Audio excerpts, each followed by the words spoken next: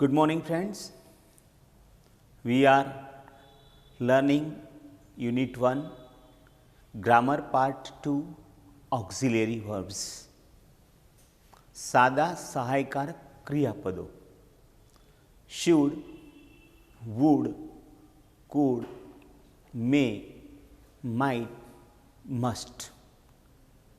may, can અને should આ આપણે છેલ્લા લેક્ચરમાં ભણી ગયા છીએ. આજે આપણે મસ્ટનો ઉપયોગ શીખીશું. બધા જ સાદા સહાયકારક ક્રિયાપદો સાથે ક્રિયાપદનું ટુ વગરનું મૂળરૂપ લખાય છે. વાક્ય રચના આપણે એટલા માટે નથી લખતા કે બધા સહાયકારક ક્રિયાપદો સાથે ક્રિયાપદનું ટુ વગરનું મૂળરૂપ મુકાય. ક્રિયાપદ સાથે કોઈ પ્રત્યય લાગતો નથી એવી સાવ સાદી વાક્ય રચના છે જે સરળતાથી સમજી શકાય તેમ છે. મસ્ટવાળું વાક્ય લખવું હોય તો પણ સૌથી પહેલાં કરતા પછી મસ્ટ, ક્રિયાપદનું ટુ વગરનું મૂળરૂપ, અન્ય શબ્દો અને વાક્ય પૂરું કરવામાં આવે છે. જો નકાર વાક્ય હોય તો મસ્ટ નોટ અથવા એનું ટૂંકું રૂપ મસ્ટન્ટ મુકાય છે. મસ્ટન્ટ એ મનાઈ ફરમાવે છે, આમ કરી શકાય નહીં.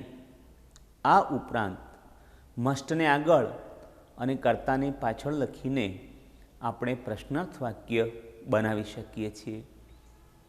મસ્ટનો ઉપયોગ શુડ કરતાં જુદો છે.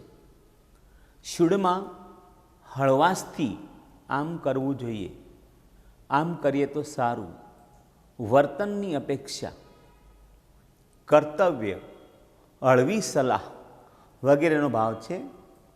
જ્યારે મસ્ટમાં દબાણનો ભાવ છે, ફરજિયાતપણાનો ભાવ છે. કોઈકને કોઈક ક્રિયા કરવી જ પડશે,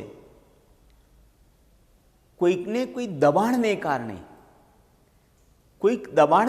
કોઈક ક્રિયા કરવી પડશે એવું કહેવા માટે મસ્ટનો ઉપયોગ થાય છે. અથવા કોઈક સંજોગોને કારણે, કોઈક પરિસ્થિતિને કારણે, કોઈક સર્કમસ્ટન્સીસને કારણે કોઈકે કંઈક કરવું પડશે, નહીં કરે તો નહીં ચાલે એવા ભાવવાળું વાક્ય મસ્ટ વડે લખાય છે. મસ્ટનો ઉપયોગ ક્રિયા કરવાની ફરજ પાડવા માટે પણ થાય છે. ઉપરનો અધિકારી નીચેના અધિકારીને, માલિક મજૂરને કે કોઈ પણ વ્યક્તિ આ કામ કરવું જ પડશે, આજે જ કરવું પડશે, અત્યારે જ કરવું પડશે, હાલ જ કરવું પડશે, તમારે જ કરવું પડશે, પૂરું કરવાનું જ છે, નહીં ચાલે એવા ભાવથી જ્યારે આમ કરવું જોઈએ, આમ કરવું જોઈએ જ અથવા પડશે, આમ કરવું પડશે, નહીં કરો તો નહીં ચાલે તેવા પ્રકારનું વાક્ય લખવા માટે મસ્ટનો ઉપયોગ થાય છે. મસ્ટ એ ભારપૂર્વકની સલાહ પણ દર્શાવે છે. કોઈકને આપણે હળવાશથી સલાહ આપવી હોય કે તમારે આમ કરવું જોઈએ, તમારે ડૉક્ટરને મળવું જોઈએ, હળવાશથી કહેવું હોય. હાલ નહીં મળો તો એ ચાલશે, થોડા દિવસ પછી મળો તો એ ચાલશે, એકવાર નહીં મળો તો એ ચાલશે પણ મળો તો સારું, એમ હળવાશથી સલાહ આપવી હોય તો શુડ. પણ ભારપૂર્વક સલાહ આપવી હોય કે હવે તો તમારે ડૉક્ટરને મળવું જ પડશે, હવે તો છેલ્લો ટાઈમ આવી ગયો છે, હવે નહીં મળો તો નહીં ચાલે, હવે તમારે આમ કરવું જ પડશે, હવે તો આ કર્યા સિવાય તમારે છૂટકો નથી, એવી કોઈને ભારપૂર્વકની સલાહ આપવી હોય તો શુડને બદલે મસ્ટનો ઉપયોગ થાય છે. આ મસ્ટ એ કાયદા પ્રમાણે, નિયમ પ્રમાણે આમ કરવું જ પડશે, નહીં તો નહીં ચાલે. આપણે રોડની ડાબી બાજુએ જ વાહન હંકારવું જોઈએ, નિયમ છે, એમ ના કરીએ તો દંડ થાય. નિયમ પ્રમાણેનું, કાયદા પ્રમાણેનું કોઈ પણ કામ કરવું પડે, કરવું જોઈએ એમ કહેવું હોય ત્યારે શુડ નહીં પણ મસ્ટનો ઉપયોગ થાય છે. મસ્ટનો એક બીજો ઉપયોગ નિશ્ચિત અનુમાન કરવા માટે, ચોક્કસ 100% આ પ્રમાણે હોવું જ જોઈએ એવી ધારણા કરવા માટે, ચોક્કસ પ્રકારની અનુમાન કરવા માટે મસ્ટનો ઉપયોગ થાય છે. જેમ કે ત્યાં ધુમાડો છે, ત્યાં આગ હોવી જ જોઈએ. ધુમાડો હોય તો કમ્પલસરી આગ હોય જ. એ અનુમાન 100%નું છે કે ભાઈ ત્યાં ધુમાડો છે એટલે ત્યાં ક્યાંક એટલામાં આગ હોવી જ જોઈએ. તો આવું નિશ્ચિત અનુમાન કરવા માટે મસ્ટનો ઉપયોગ થાય છે. પપ્પા દરરોજ દુકાનેથી 8:30 વાગે આવતા હોય અને આપણા ઘરે કોઈ મહેમાન આવે, 8:25 થઈ હોય અને આપણે કહીએ કે બેસો, પપ્પા રસ્તામાં જ હોવા જોઈએ. મોટે ભાગે 8:30 આવતા હોય, 15 મિનિટનો રસ્તો હોય, 8:25 થઈ હોય તો પપ્પા રસ્તામાં હશે જ. એ અનુમાન સાચું જ હોય તમારું. ભાગ્યે જ એમાં અપવાદરૂપ કિસ્સામાં જ ખોટા પડીએ. તો આવું નિશ્ચિત અનુમાન કરવા માટે મસ્ટનો ઉપયોગ થાય છે. Papa must be in the way.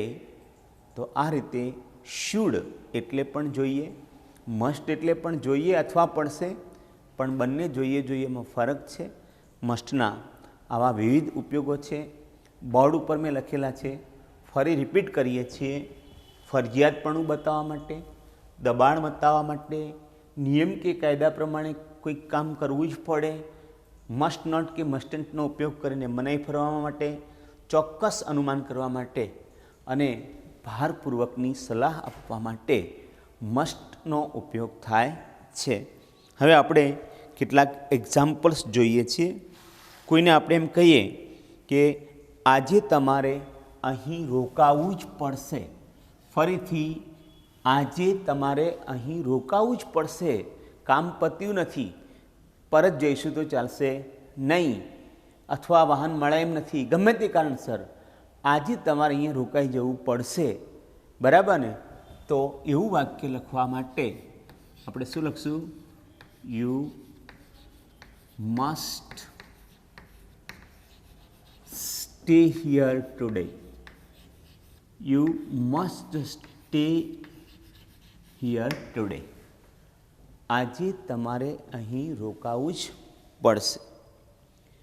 આવતીકાલે આપણે ત્યાં જવું પડશે. નહીં જઈએ તો નહીં ચાલે. આવતીકાલે આપણે ત્યાં જવું પડશે. We must go there.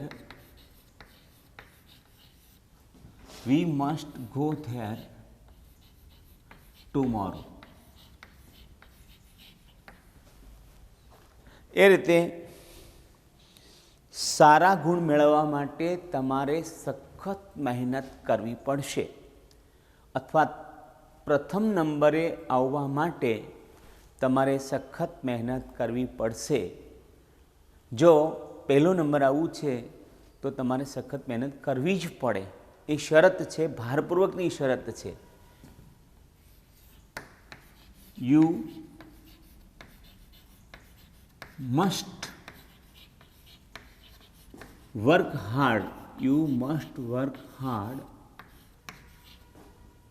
to get good marks. To get good marks. You must work hard to get good marks. એના પછી આપણે આપણા દેશના કાયદા પાળવા જ જોઈએ, ચાલે નહીં. વી મસ્ટ ફોલો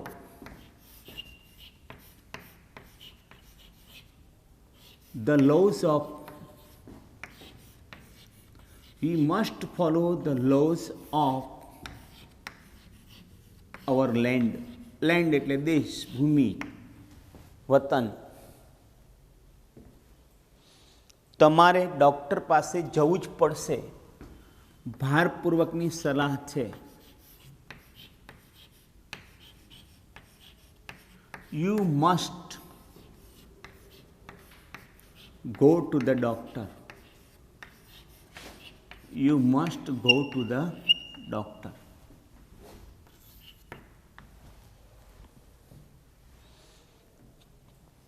વસંતીએ નાચવું પડશે. ગબ્બરનો ડાયલોગ છે, તુમે નાચના હોગા.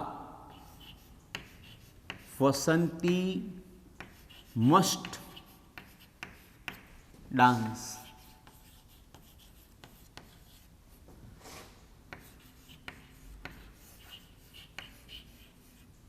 બિફોર મી, ગબ્બર આવું કહે છે, Basanti must dance before me. જો એ ઇંગ્લિશમાં સિનેમા હોત તો આવું બોલત. આપણે ગમે ત્યાં ન થૂંકવું જોઈએ. ભારપૂર્વકની સલાહ છે, આપણે ગમે ત્યાં ન જ થૂંકવું જોઈએ. વી મસ્ટન્ટ સ્પીટ. સ્પીટ એટલે થૂંકવું. એનીવેર. વી મસ્ટન્ટ સ્પીટ એનીવેર. ગમે ત્યાં ન થૂંકવું જોઈએ. લોકોએ દવાખાનામાં શાંતિ જાળવવી જોઈએ.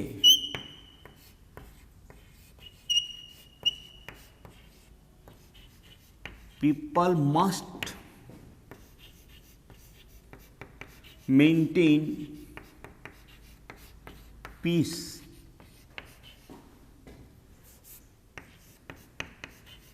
in the hospital.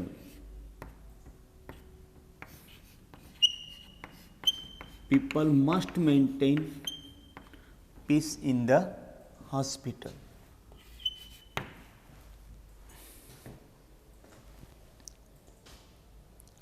અહીં કોઈ ધૂમ્રપાન ન જ કરી શકે. તમે લખીએ, ચલો. યુ મનાઈ ફરમાવે છે, યુ મસ્ટન્ટ સ્મોક હિયર.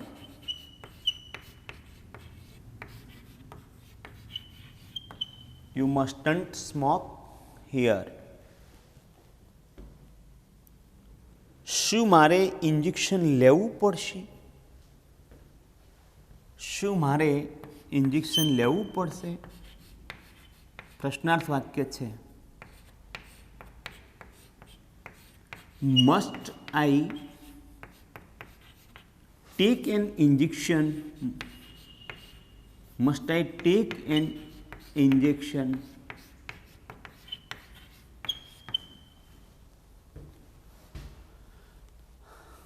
આ સિવાય નિશ્ચિત અનુમાનના આપણે 2 વાક્યો લખવા હોય તો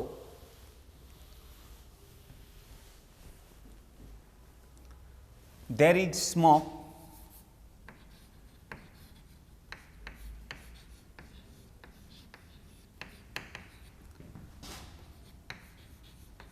ત્યાં ધુમાડો છે, ત્યાં આગ હોવી જ જોઈએ. નિશ્ચિત અનુમાન માટે must be. there must be fire.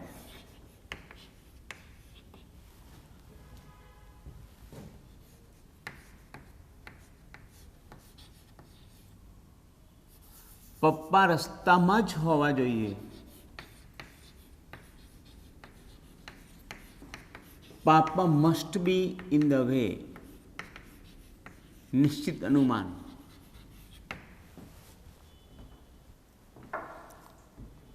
મારે શું કરવું પડશે? વોટ વડે પ્રશ્ન. મારે શું કરવું પડશે? What must I do?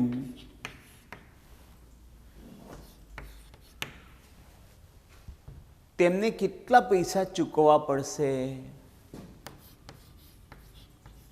પૈસા માટે હાઉ મેની નહીં, how much. How much money must he pay?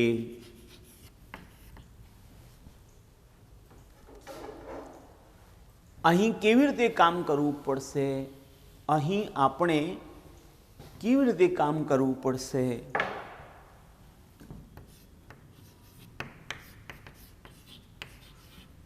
How must we work here?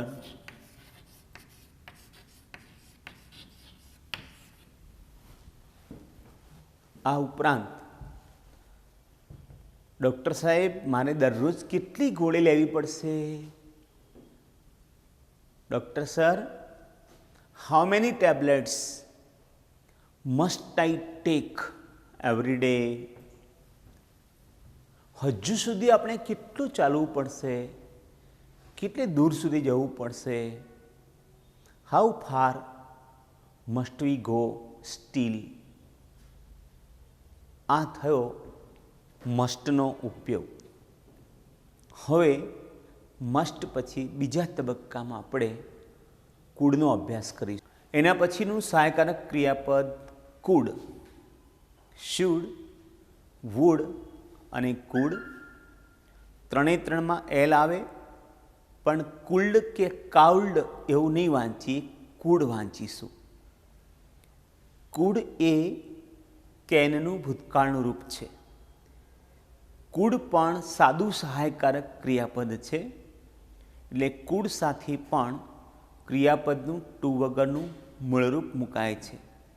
Food નોટનું ટૂંકું રૂપ કુડન્ટ થાય છે અને કુડ પ્લસ કર્તા વડે પ્રશ્નાર્થ વાક્ય બનાવી શકાય છે. આવી કુડની વાક્ય રચના છે.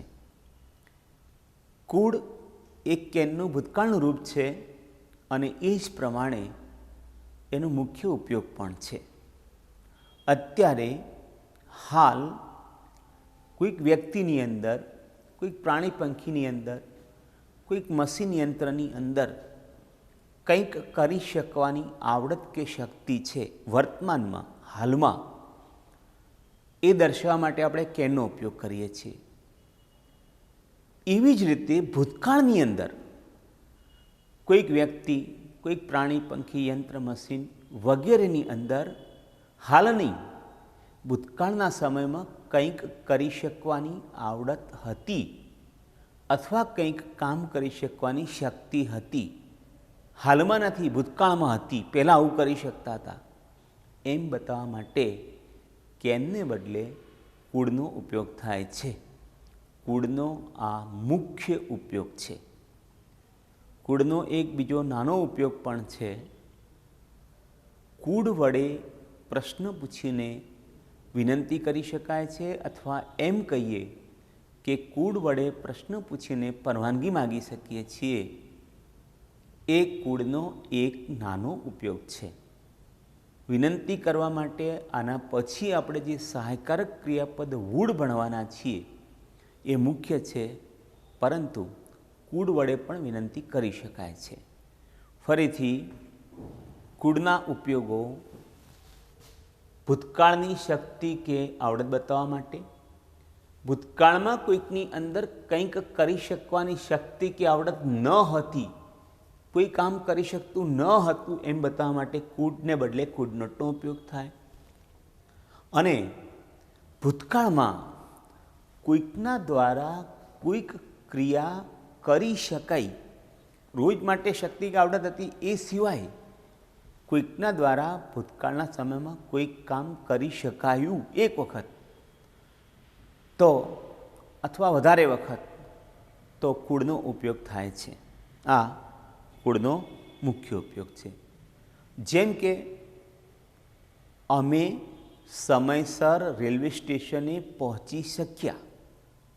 ફરીથી, અમે સમયસર રેલવે સ્ટેશને પહોંચી શક્યા. ભૂતકાળમાં સમયસર પહોંચવાનું કામ કરી શકાયું.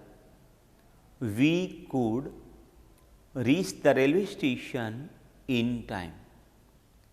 પણ આપણે એમ કહીએ કે ભૂતકાળમાં કોઈકની અંદર કંઈક કરવાની શક્તિ હતી. કરચલો ઝડપથી તરી શકતો, પહેલાં તરી શકતો, હાલ બી તરી શકે પણ હાલ ઝડપથી નહીં. Crab food swim fast. આપણે એમ કહીએ કે અમે પાણીમાં સાયકલ તરાવી શકતા, ચલાવી શકતા. કોઈ એમ કે જાદુગર કે હું પાણી પર સાયકલ ચલાવી શકતો, ભૂતકાળમાં, હાલ નથી તરાવી શકતો, ચલાવી શકતો. I could swim a cycle, a bicycle on the water. I could sail, swim કરતા sail વધારે સારું. I could sail a bicycle in the water, on the surface of the water. તો ભૂતકાળની અંદર કોઈકની અંદર કંઈક કામ કરી શકવાની તાકાત હતી, હાલ નથી, એવું વાક્ય બનાવવા માટે કુડનો ઉપયોગ થાય છે. આપણે એક્ઝામ્પલ જોઈશું. તેઓ સમયસર ત્યાં પહોંચી શક્યા. ધે કુડ લખું છું. They could reach there in time. They could reach there in time. Bharat match જીતી શક્યું.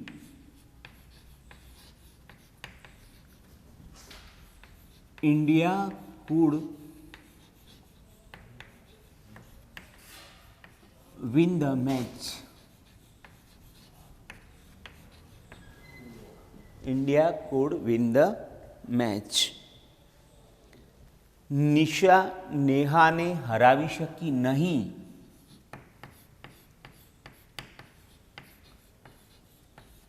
Nisha couldn't beat Neha.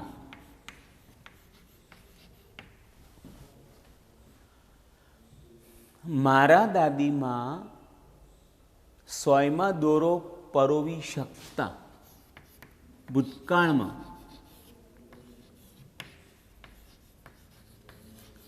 My grandmother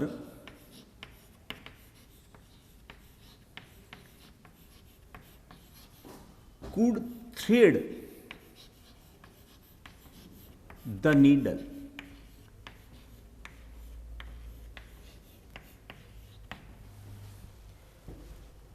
My grandmother could thread the needle. દાદા લાકડી વગર ચાલી શકતા. ગ્રાન્ડપા could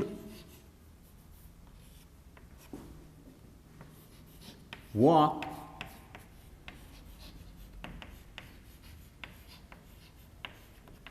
without a stick. Grandpa could walk without a stick. શક્તિમાન હવામાં ઉડી શકતો.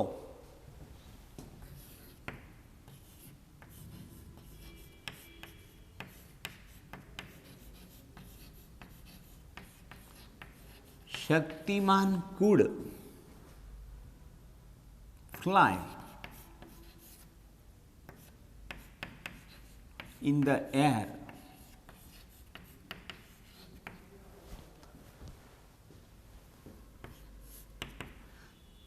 તે કૂવામાં બાઇક ચલાવી શકતો. સર્કસમાં તમે જુઓ છો, he could ride the bike.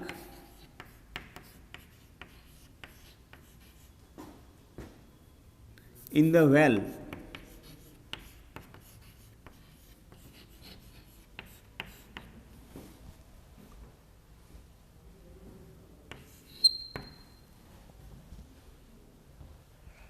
જાદુગર મંગલ પોતાની જાતને કાપી શકતો.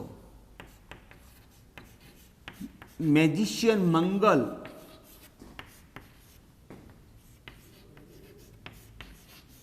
could cut. Magician Mangal could cut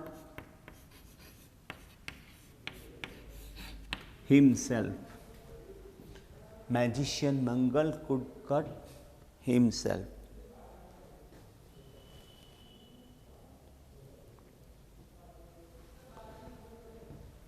તેણી લાંબો કૂદકો ભરી શકતી.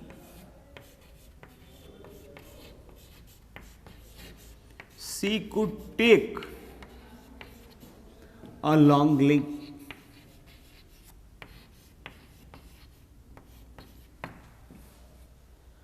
टीना आंटी સ્વેટર ગૂંથી શકતા,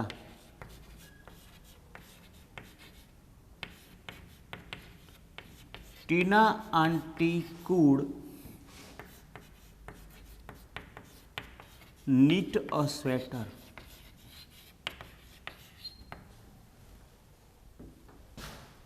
શું કલ્પેશ સમયસર પેપર પૂરું કરી શક્યો? પ્રશ્નાર્થ વાક્ય. Could Kalpesh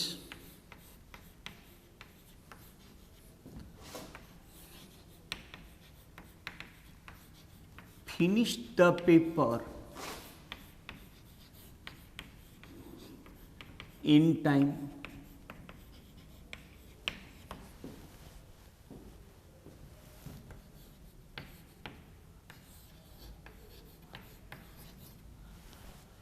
શું વિજય વિજયાને પરણી શક્યો? Could Vijay marry Vijaya?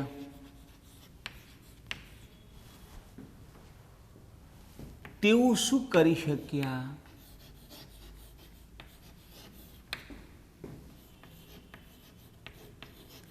What could they do?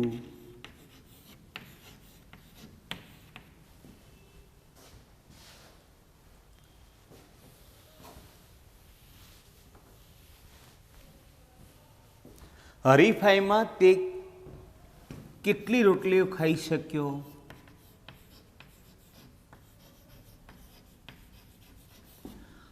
How many chapatis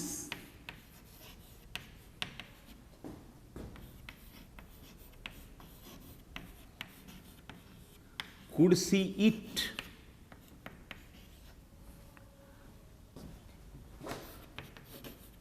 In the competition, in the eating competition.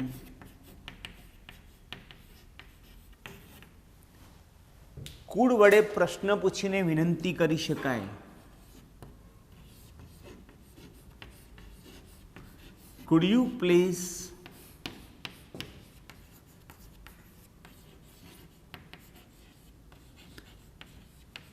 give me your umbrella?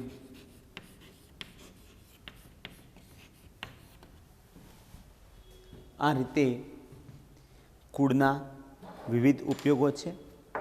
મિત્રો, આજના દિવસના મસ્ટ અને કુડ બે સહાયકારક ક્રિયાપદોના આધારે તમારે વીસી ખત્રીની અંદર પેજ નંબર 6 અને પેજ નંબર 7 ઉપર આપેલ એક્ટિવિટી 4 અને એક્ટિવિટી 5 કરવાની છે. ઝડપથી ગ્રામર પૂરું કરી અને યુનિટ લઈશું. Okay, by.